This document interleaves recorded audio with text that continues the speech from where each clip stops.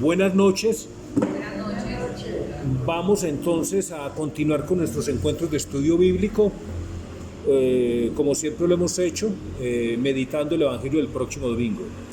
Pidámosle al Señor que nos mande su Santo Espíritu para que este encuentro se haga como Jesús quisiera y merece que sea realizado. Espíritu Santo, Espíritu Santo, Espíritu Santo, en el nombre del Padre y del Hijo y del Espíritu Santo. Amén. Seguimos con el Evangelio de Mateo, ¿no? Jesús viene con una disputa con los fariseos. Están que lo hacen caer. Hoy, en el Evangelio de hoy, también siguen ellos insistiendo a ver de qué manera lo hacen caer. Pero con Jesús no pueden, porque Jesús no solamente es la sabiduría divina, sino que es la sabiduría infinita, ¿de acuerdo? Estamos en el capítulo 22, ¿no? En el mandamiento principal, ¿no? Versículos del 34 al 40, ¿de acuerdo? Bien, entonces, capítulo 22 de Mateo, versículos del 34 al 40. Entonces, lectura del Santo Evangelio según San Mateo. Gloria a ti, Señor. Por la señal de la Santa Cruz de nuestros enemigos, líbranos, Señor Dios nuestro, en el nombre del Padre y del Hijo y del Espíritu Santo. Amén. Mas los fariseos, al enterarse de que Jesús había tapado la boca a los saduceos, se reunieron en grupo. Entonces uno de ellos le preguntó con ánimo de ponerlo a prueba: Maestro, ¿cuál es el mandamiento mayor de la ley? Él le dijo: Amarás al Señor tu Dios con todo tu corazón, con toda tu alma y con toda tu mente. Este es el mayor y el primer mandamiento. El segundo es semejante a este: amarás a tu prójimo como a ti mismo. De estos dos mandamientos penden toda la ley y los profetas. Palabra del Señor. Gloria a ti, Señor Jesús. En nombre del Padre, del Hijo y del Espíritu Santo. Amén. Muy bien. Vamos entonces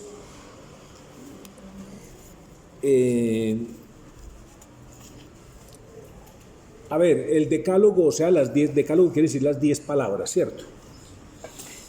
Los 10 mandamientos, ¿no? Pero el primer mandamiento es el principal, porque los 9 restantes pues son explicación del primero. Así como en el credo, el primer artículo, ¿cuál es el primer artículo del credo? Creo en Dios Padre, ¿cierto? Ese es el principal, y el resto de los artículos es explicación de ese primero. Entonces, a ver, Jesús dice en el Evangelio: venid a mí todos los que están cansados y afligidos, que yo los haré descansar. Mi yugo es suave y mi carga llevadera, ¿se acuerdan? ¿Por qué dice eso? Porque los judíos le habían puesto mucha, digamos, ¿cómo lo decimos así? Se habían inventado muchos preceptos humanos. O sea, por un lado, 248, según ellos, 248 son las partes del cuerpo, ¿cierto? Entonces, 248 preceptos de acuerdo a la ley a las partes del cuerpo. Y por el otro, 365 prohibiciones en los días del año, ¿cierto? Entonces, como dice el Evangelio, que amarás al Señor con todo tu ser, ya vamos a ver lo que es el ser. Entonces ellos dicen de 248, cosas buenas que había que hacer, y 365 cosas malas, es decir, prohibiciones, una por día. Acuérdense que el año tiene 365 días, eso sumado da 613. Eso es muy difícil de llevar, por eso Jesús dice: mi carga suave, mi yugo es suave, mi carga llevadera, ¿de acuerdo? Jesús viene a darle la plenitud a la ley, ¿no? A la ley y sobre todo a este mandamiento. Bueno, el catecismo de la Iglesia Católica, que es compendio del magisterio, que es nuestra sana doctrina, vamos de una entonces a nuestros catecismos, numeral 2083, ¿no? numeral 2083. ¿De acuerdo? ¿Qué página es el Pacho? En el Catecismo Blanco 637. Venga, se lo busco, mi hijo. 2083, ¿no? Este catecismo, ¿quién se lo compró? Parece que es chiviado, no tiene 2083. No, mentira, que este lo compré yo, 2083, ahí lo tiene bien grande. Bueno, muy bien. Ya estamos todos en el numeral 2083. A ver, Procorito, le busco.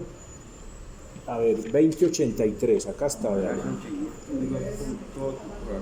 Este catecismo de Prócoro es protestante, no tiene...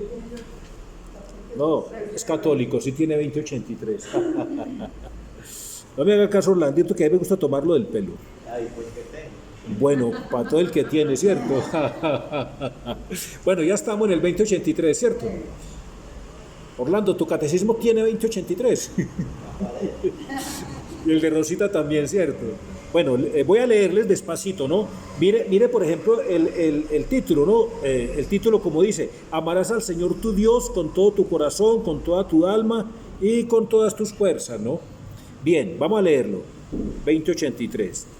Jesús resumió los deberes del hombre para con Dios con estas palabras. Volvamos a esa primera frase, ¿no? Jesús resumió los deberes, ¿no? Los deberes. ¿Qué nos está diciendo eso? Que amar a Dios no es una opción, no es una alternativa, es un deber, es un mandato, es una obligación. ¿De acuerdo? Por eso en la Eucaristía decimos: en verdad es justo y necesario nuestro deber y salvación, darte gracias siempre y en todo lugar. O sea, darle gracias a Dios siempre y en todo lugar no es una opción, es un deber. Aquí lo está diciendo también. Jesús resumió los deberes del hombre para con Dios con estas palabras. Ojo lo que sigue: amarás al Señor tu Dios con todo tu corazón, con toda tu alma y con toda tu mente, ¿no? En Lucas, el mismo evangelio incluye la palabra corazón, ¿cierto? ¿Sí? A ver, Lucas incluye alma, mente, corazón y cuerpo, ¿no? Pero es lo mismo. Marcos también, ¿no? Esta lectura, este santo evangelio, están los tres sinópticos, ¿de acuerdo? ¿Ok? Bueno, muy bien. Vamos hasta ahí. Hasta ahí, ¿qué nos está diciendo el Señor? Amarás al Señor con todo tu ser. Ya en el encuentro pasado, sobre todo de catecismo, ¿no? Que no lo pudimos grabar porque no tenía herramientas, ¿no? Pero acuérdese que decíamos que el ser es la sumatoria de alma, corazón, mente y cuerpo. Hasta ahí nos entendemos, ¿cierto?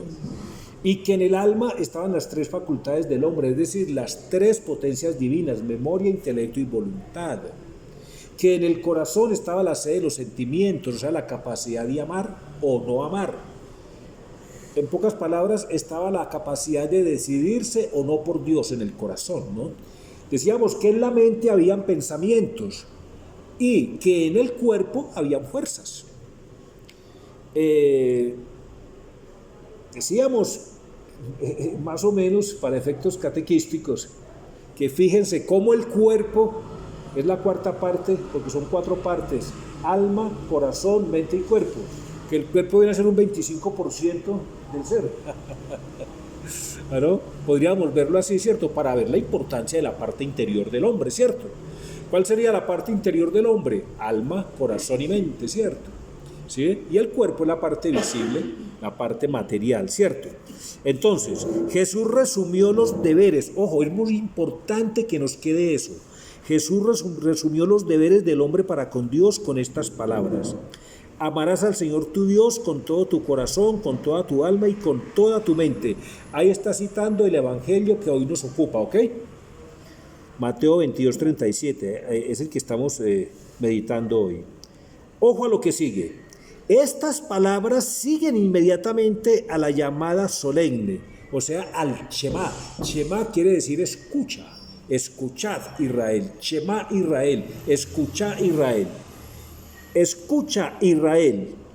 El Señor nuestro Dios es el único Señor. Dios nos amó primero El amor de Dios único es recordado en la primera de las 10 palabras, ¿no? Los mandamientos explicitan a continuación la respuesta de amor que el hombre está llamado a dar a Dios. Los 9 mandamientos restantes explican la forma como uno tiene que amar a Dios. Entonces, fíjense que si miramos los 10 mandamientos, ¿no? Los 10 mandamientos se dividen en 2 grupos. Los 3 primeros y los 7 restantes. Son 2 grupos. Un grupito de lo que conforman los 3 primeros y el otro grupito, los 7 restantes. El primer grupito de esos 3, o sea, el primero, el segundo y el tercero, es amor a Dios. Los 7 restantes es amor al prójimo. Por eso Jesús dice, toda la ley se resume en este evangelio más otro. ¿Cuál? Amarás a tu Dios con todo tu ser y al prójimo como a ti mismo. Queda claro, ¿cierto? Bueno, amar a Dios. A ver, el hombre está llamado a amar a Dios. ¿Por qué? Como dice el Catecismo en su primer capítulo, siendo el hombre un ser creado por Dios, el deseo de Dios está escrito en el corazón del hombre. Siendo el hombre un ser creado por Dios y para Dios, el deseo de Dios está escrito en su corazón, ¿no es cierto? ¿Sí ve? Ahora, el hombre es el único capaz de reconocer y amar a Dios. Ya lo veíamos en el encuentro pasado, ¿de acuerdo? De catecismo. El hombre es el único capaz de reconocer y amar a Dios, ¿de acuerdo? Muy bien, entonces, pero Dios es consciente que aún así esto no es fácil. Por eso Dios nos da, ¿qué nos da Dios? Unas ayuditas que llaman los auxilios interiores del Espíritu Santo. Digamos que el Señor nos da 3 virtudes. El Señor nos da 3 virtudes para poder cumplir los deberes con Él. Es decir, para poder cumplir estas palabras. Amarás a tu Dios con todo tu corazón, etcétera, etcétera. Él nos da 3 virtudes. Esas son las 3 virtudes teologales. ¿Cuáles son? Excelente. Fe, esperanza y caridad. Las 3 virtudes teologales. Entonces, rápidamente, dejando ahí separadito, donde estamos, dejemos separadito ahí. Cada uno saque un billete de 50 para separar ahí y al final me lo dan. ¿De acuerdo? Bueno, vamos a la página, al numeral 1814. 1814. Numeral 1814. Para mirar rapidito. Las 3 virtudes teologales, ¿de acuerdo? 18, ahí lo tiene, la fe. Venga, le busco, Orlandito, 18:14. 18:14, la fe. 20 un poquito más para atrás, 18:14, 18:14. Acá tiene Orlandito, 18:14, ahí lo tiene, vea. Bueno, ya estamos todos en el 18:14. Bueno, entonces vamos a definir rápidamente las 3 virtudes teologales. Dice, la fe es la virtud teológica por la que creemos. Fíjese que siempre se asocia la palabra fe con la palabra creemos o creer, ¿de acuerdo? La fe es creer, pero no creer en que Nacional va a ganar, eso no es tener fe. No, la fe es creer en Dios y en lo que Él dice, ¿de acuerdo?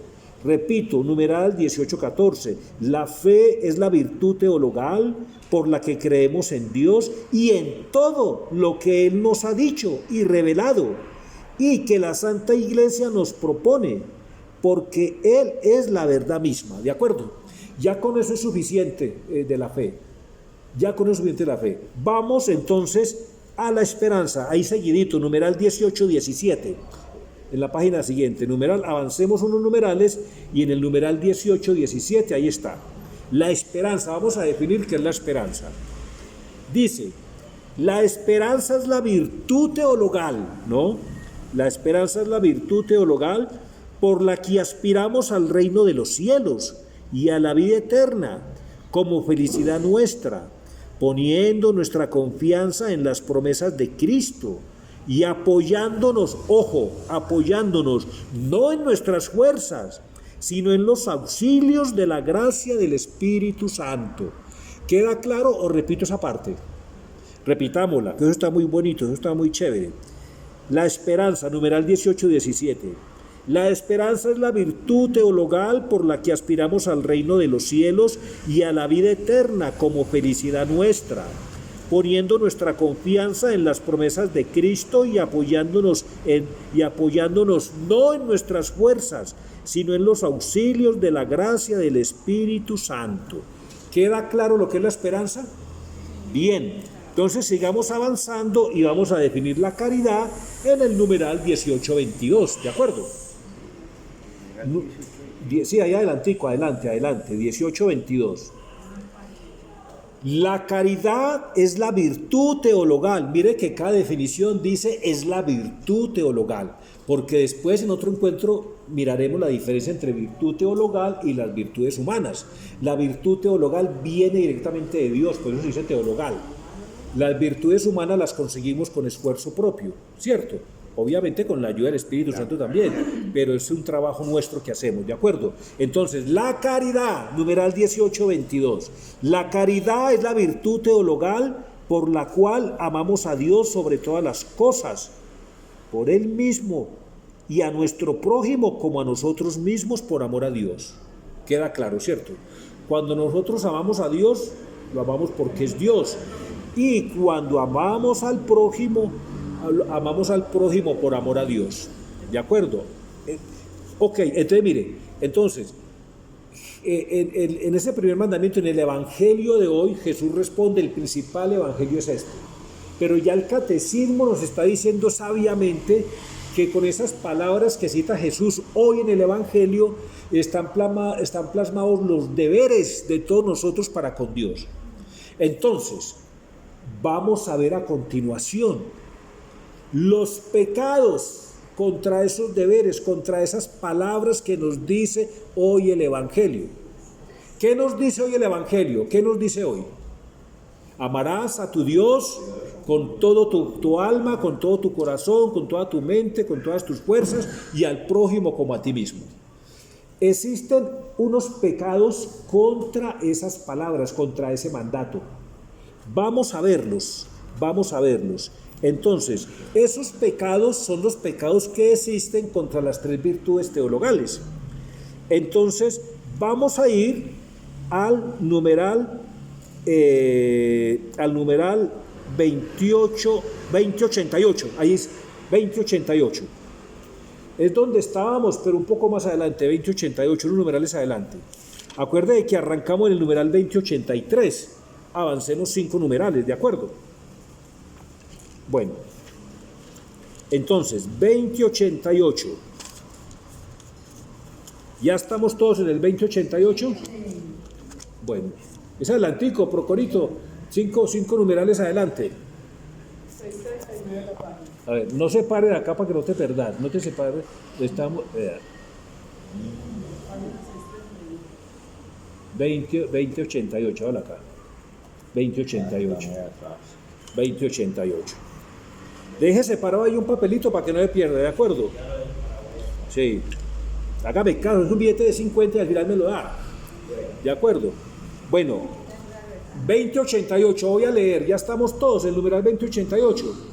Vamos a leer, dice: el primer mandamiento nos pide que alimentemos, ojo, el primer mandamiento nos pide que alimentemos y guardemos con prudencia y vigilancia nuestra fe y que rechacemos todo lo que se opone a ella. Hay diversas maneras de pecar contra la fe.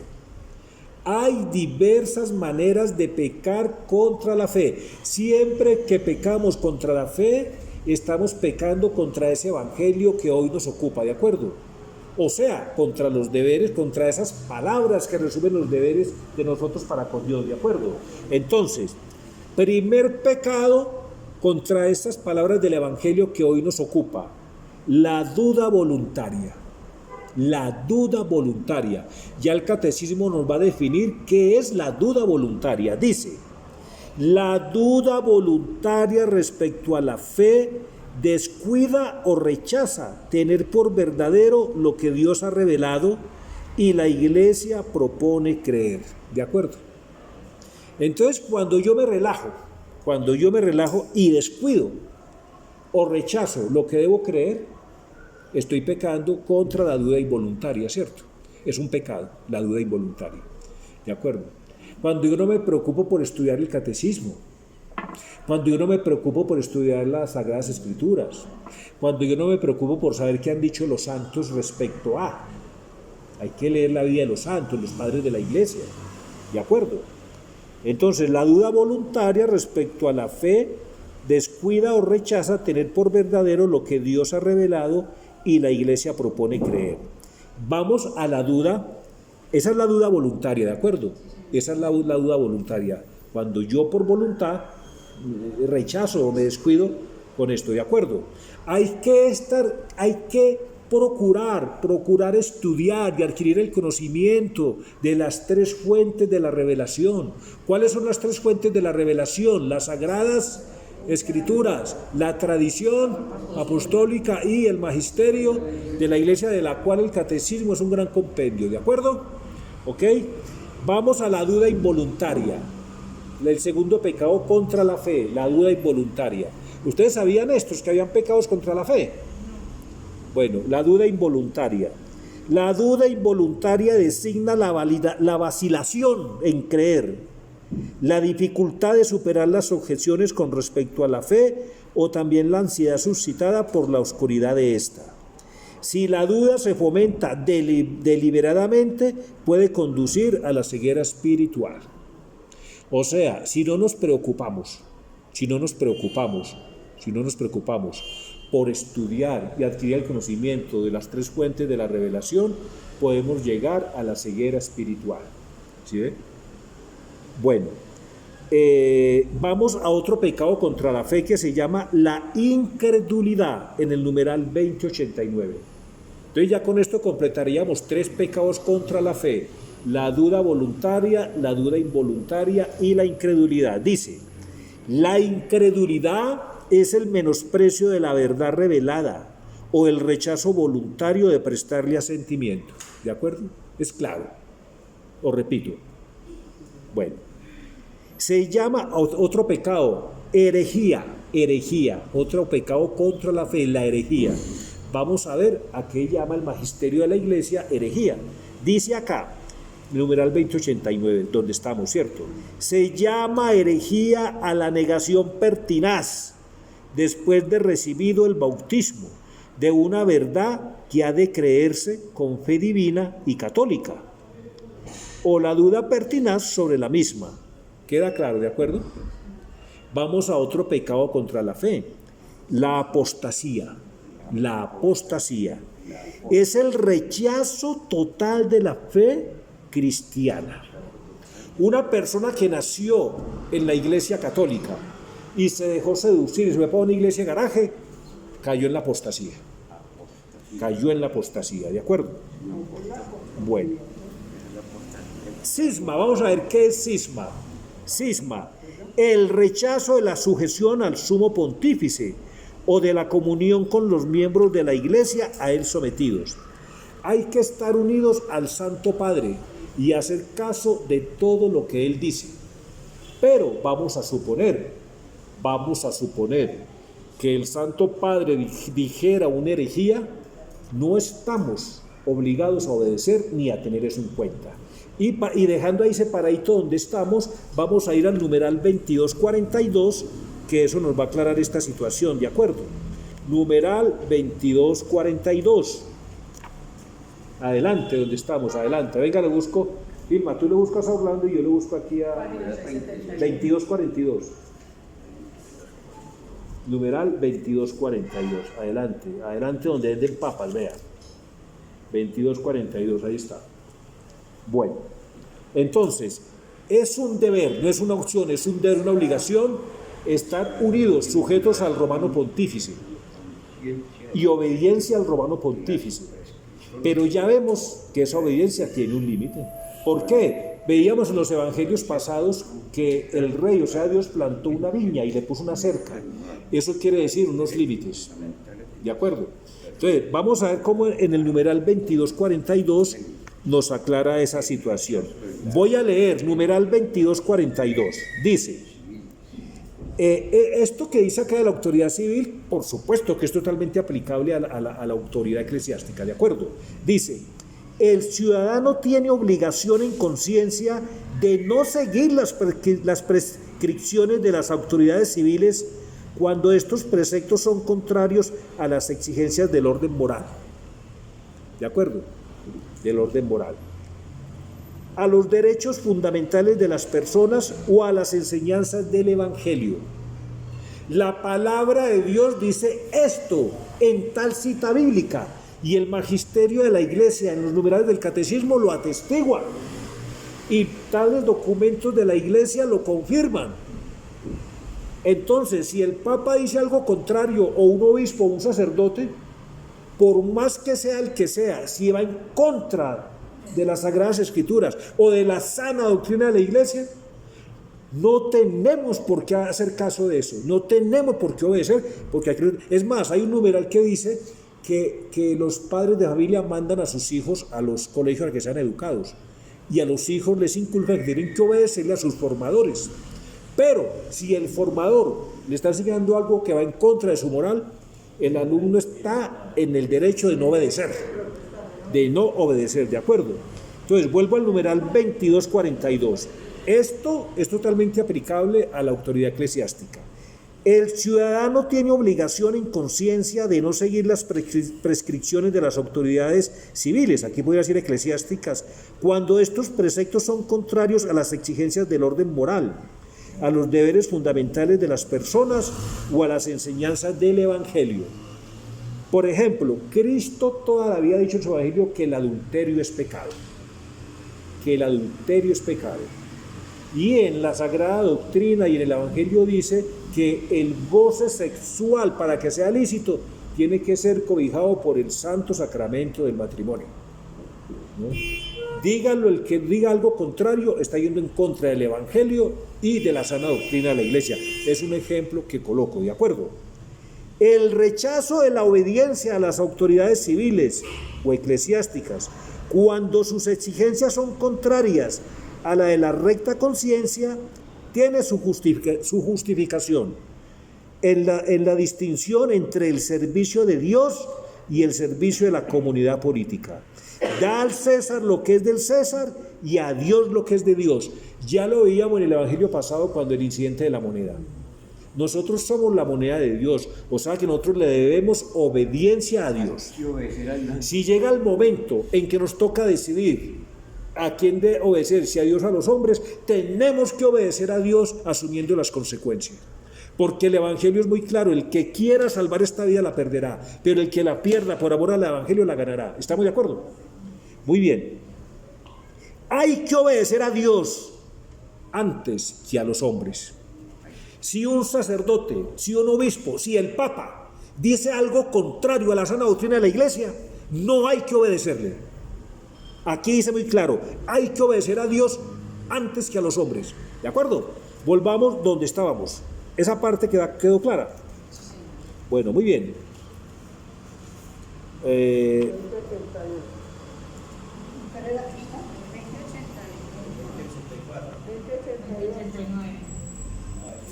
Bueno, muy bien. Volvamos entonces aquí. Ya están los pecados contra la esperanza. Estábamos aquí en el 2089, vamos para el 2090. A ver qué es la esperanza, ¿cierto? Mire, ya definimos claramente qué es la fe y los pecados contra la fe, ¿no? Terminamos con la incredulidad. Vamos a definir lo que es la esperanza, ¿cierto? Ya lo dijimos, ya dijimos que era la esperanza, ¿cierto? Vamos a ver los pecados contra la esperanza, contra esa virtud teologal, porque así como hay pecados contra la fe, hay pecados contra la esperanza. Bueno, 2090 dice: cuando Dios se revela y llama al hombre, éste no puede responder plenamente al amor divino por sus propias fuerzas. ¿De acuerdo? Debe esperar que Dios le dé la capacidad de devolverle el amor y de obrar conforme a los mandamientos de la caridad. La esperanza nos va a definir qué es la esperanza. La esperanza también es virtud teologal, porque es la fe, la esperanza y la caridad.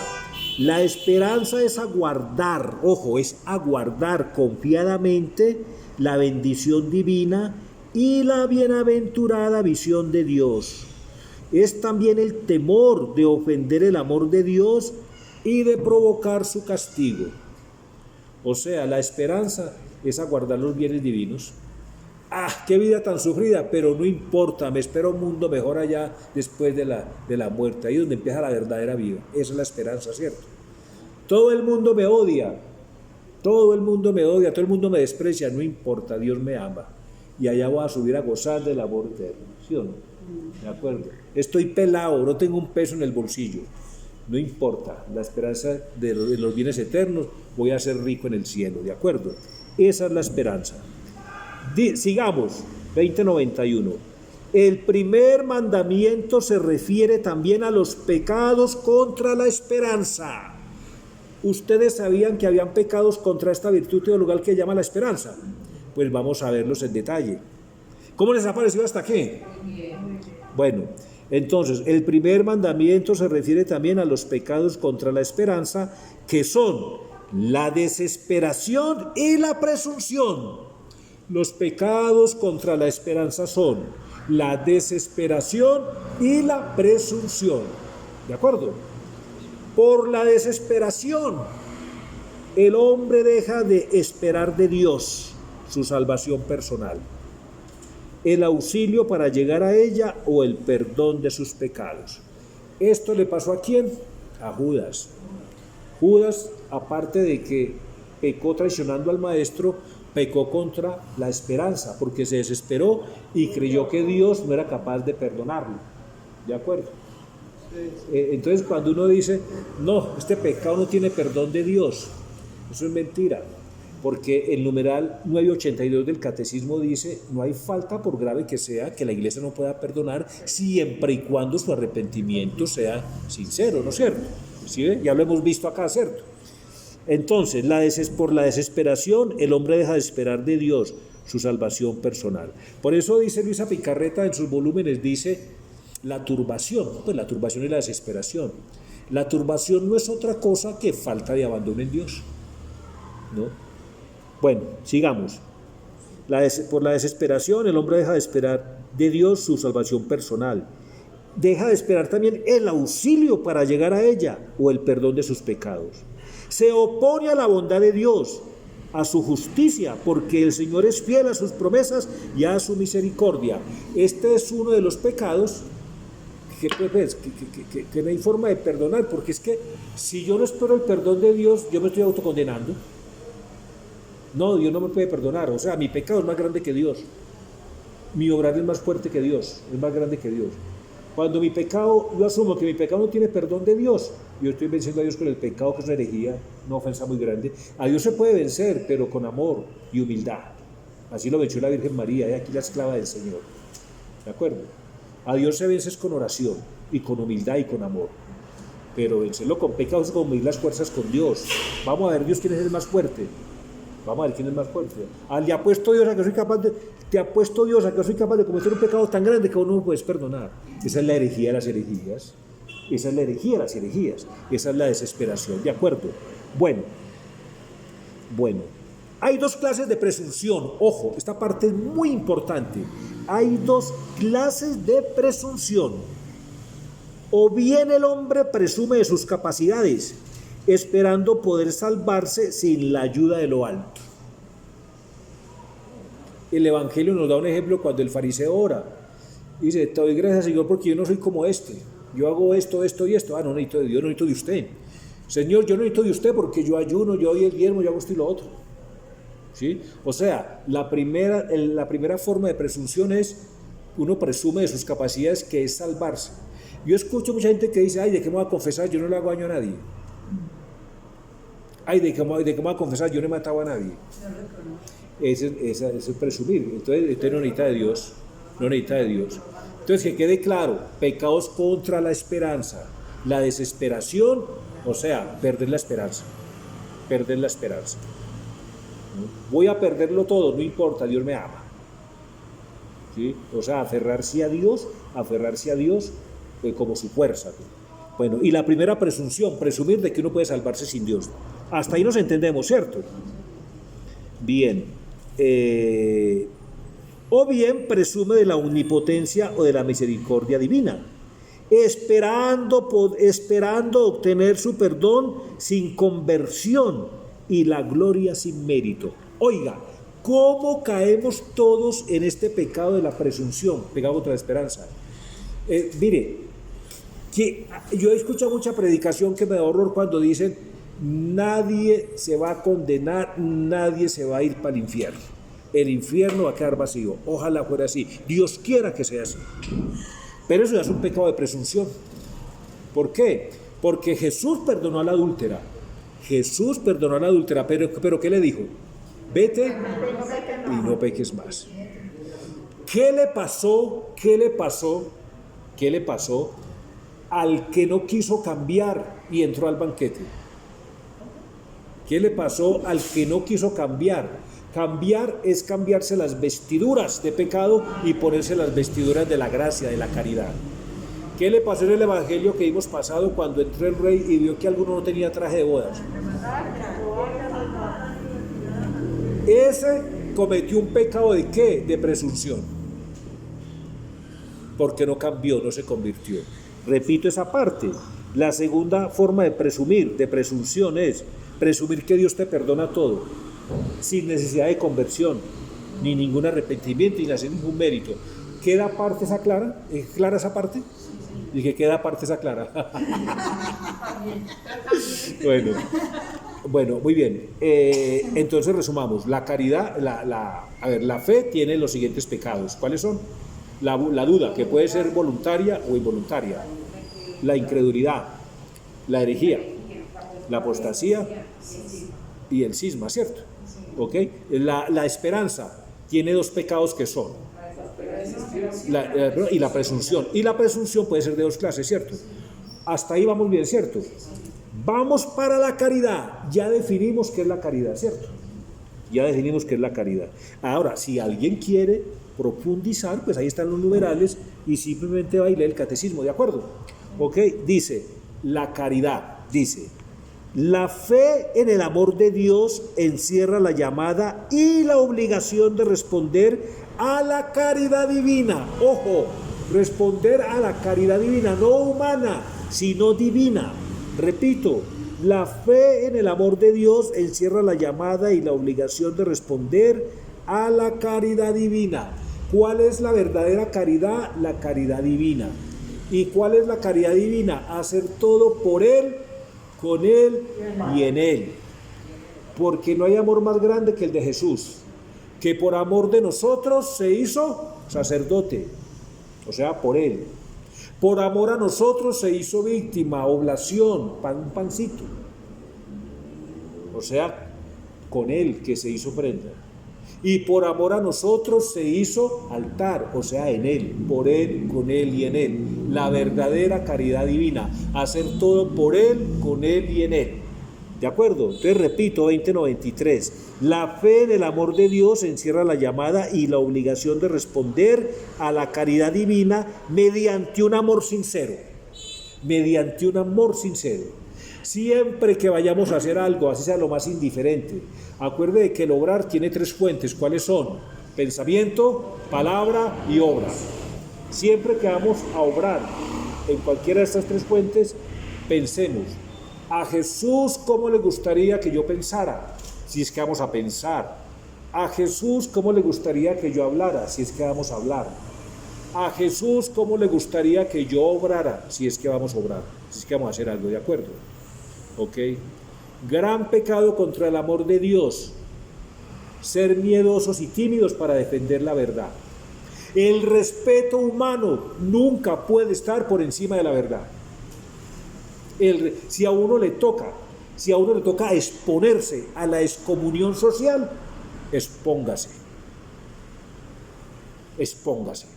Ya Benedicto XVI lo dice sabiamente. Benedicto XVI lo dice sabiamente. El que se aferre a la sana doctrina corre el riesgo de ser excomulgado socialmente. ¿Por qué? Porque dice Benedicto XVI, ahí está el documento, lo podemos leer acá. Todo el que se aferre a la sana doctrina va a ser tachado ¿de qué? De fundamentalista, de fanático, ¿de acuerdo? De extremista, de doctrinal y una cantidad de términos despectivos. Pero ¿qué hacemos? Dios quiere ese valor de nosotros. Mire, nosotros aquí aspiramos a la aprobación de Dios o a la aprobación de los hombres. Entonces no tengamos miedo en decir la verdad. Así nos tachen de beatos, de fundamentalistas, de radicales, no importa. Entonces, repito, necesitamos la aprobación de Dios o de los hombres, ¿no? Entonces ya nos da pena, un día nos da pena defender la fe, la sana doctrina de la iglesia, nos da pena, empezando por mí. Nos da pena hablar con berraquera, con esa berraquera católica, ese ser católicos berracos, ¿sí me entiende? Católicos berracos, cristianos berracos, ¿sí me entiende? De corazón, y que defendamos sin miedo la sana doctrina de la iglesia. ¿Por qué hablo en estos términos, con esta fortaleza? Porque nos están predicando lo que no es. La misma iglesia, porque la masonería y el comunismo permearon la iglesia y se están encargando esos seminaristas masones y comunistas que entraron a la iglesia, ya llegaron a las altas esferas, ya son obispos y cardenales, y algunos de ellos nos están predicando lo contrario a la sana doctrina de la iglesia. ¿Estamos de acuerdo?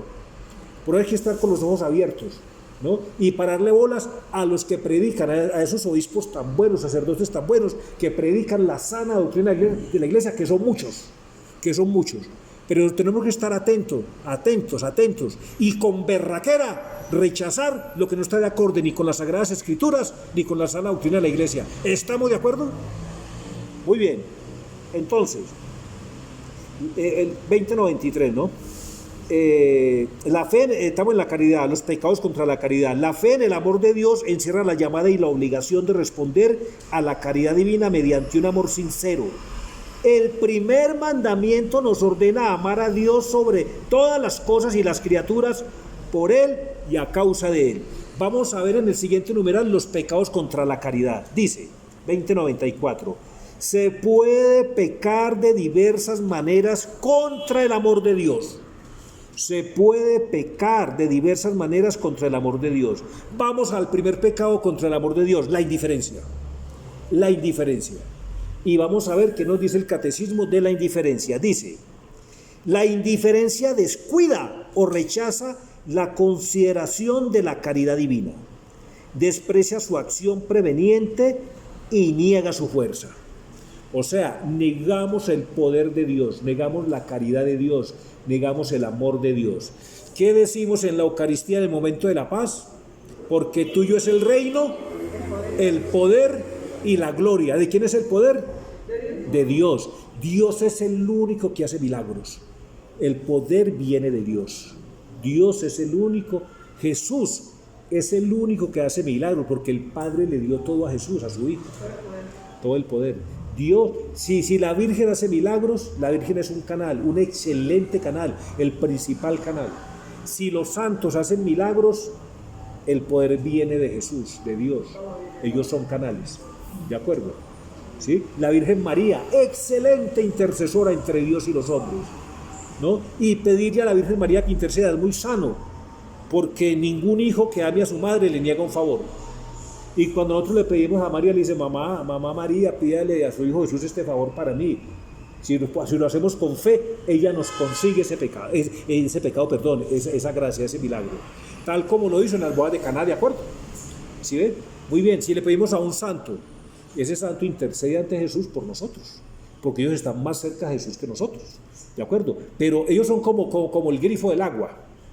La virtud no es del grifo, la virtud es del nacedero donde nace el agua, del río donde está el agua. La tubería es apenas un canal, ¿estamos de acuerdo? ¿Ok? Así son los santos, ¿cierto? Muy bien, entonces, la indiferencia descuida o rechaza la consideración de la caridad divina, desprecia su acción preveniente y niega su fuerza. ¿Claro hasta ahí? Vamos al otro pecado contra la caridad de Dios. Dice: la ingratitud omite o se niega a reconocer la caridad divina y devolverle amor por amor. Por eso a Jesús le encanta entenderse con los pequeños, porque los pequeños todos se lo atribuyen a Jesús. Los pequeños todos se lo atribuyen a Jesús, a su poder omnipotente. Por eso Jesús dice, me encanta entenderme con los pequeños, porque todo me lo atribuyen a mí. ¿Qué dice el grandototo? El grandotote, ¿qué dice? Es que yo hice, es que yo soy, es que yo esto y lo otro, yo. Cuando es Dios actuando en nosotros, ¿de acuerdo? ¿Ok? Bueno, todo lo que podemos hacer es simplemente una voluntad divina obrando en el pequeño círculo de una voluntad humana o de una persona humana. ¿Estamos de acuerdo? Pero es sentir el acto operante de Dios en uno. Dice un universitario, me fui bien en este examen. Es que yo soy un berraco, yo soy muy inteligente. En vez de decir, hombre, Dios actuó en mí, el Espíritu Santo, como vino a iluminarme por Dios, o un médico. Ahí me conmovió mucho cuando en esta pandemia, unos médicos rezando el rosario antes de entrar al consultorio, me conmovió mucho eso. Pareció tan bonito ese hombre, un médico vestido de médico y haciendo el rosario ahí antes de entrar al consultorio. Muy lindo eso. Bueno, entonces, la tibieza es otro pecado contra el amor a Dios, contra esas palabras. Estamos viendo los pecados contra esas palabras que resumen los deberes del hombre para con Dios. Esas palabras son: amarás a tu Dios con todo tu corazón, con toda tu alma, con toda tu mente, con todas tus fuerzas. Entonces, la tibieza es un pecado contra el amor de Dios. Dice, la tibieza es una vacilación o negligencia en responder al amor divino. Puede implicar la negación a entregarse al movimiento de la caridad. ¿Qué es el movimiento de la caridad? Cuando internamente hay como una inspiración para uno tener caridad, tener amor con otra persona. Y uno no hace caso de ese movimiento de la caridad. Uno no tiene caridad con nadie, o con algunas personas, con unas sí, con otras no. A veces uno tiene caridad con las que menos necesitan de nuestra caridad, y las que más necesitan las dejamos a un lado. Por ejemplo, nosotros tenemos caridad, es un vicio que ante Dios Dios no quiere ese vicio en nosotros, ¿no? A veces nosotros, empezando por mí, tenemos acepción de personas. Entonces le hago el favor a esta persona porque me cae bien, no, a este no porque me cae mal. No, eso no es caridad, eso es un vicio, y eso ofende a Dios. ¿De acuerdo? La asedía, otro pecado contra el amor de Dios, la asedía o pereza espiritual. Llega a rechazar el gozo que viene de Dios y a sentir horror por el bien divino. Gente que tiene miedo de venir a misa o miedo de comprometerse con Dios. ¿De acuerdo? El odio a Dios tiene su origen en el orgullo. ¡Ojo! El odio a Dios tiene su origen en el orgullo. Se opone al amor de Dios, cuya bondad niega y lo maldice, porque condena el pecado e inflige penas. Entonces, hay personas que terminan odiando a Dios porque castiga el pecado. ¿No? El viernes va a estar muy interesante el tema del catecismo, porque va a tocar ese tema muy concreto: hombre y mujer los creó. Entonces vamos a ver qué dice las Sagradas Escrituras, ¿no? Y el magisterio. Acuérdense que aquí nadie puede decir nada por su cuenta. Es lo que diga la Iglesia, ¿sí? Entonces vamos a ver qué dice la Iglesia y qué dice el mundo, ¿de acuerdo? Respecto a eso. Tema muy interesante. Bueno, vamos a dejar por hoy aquí. Pidámosle, oremos. Padre Santo, danos en nombre de tu Hijo Jesús, te pedimos tu Santo Espíritu, para que cumplamos todos nuestros deberes para contigo, amándote con nuestra alma, con nuestro corazón, con nuestra mente y con todas nuestras fuerzas, en todo tiempo y en todo lugar. Gloria al Padre, y al Hijo, y al Espíritu Santo. Acuérdense que en vano nos cansamos echándonos gel, poniéndonos tapabocas, si no invocamos al que nos puede defender y proteger de verdad. ¿Cómo es la antífona? Entonces, a tiempo y a destiempo, en todo tiempo y lugar, protégeme, Señor, que me refugio en ti. Muchas gracias por acompañarnos.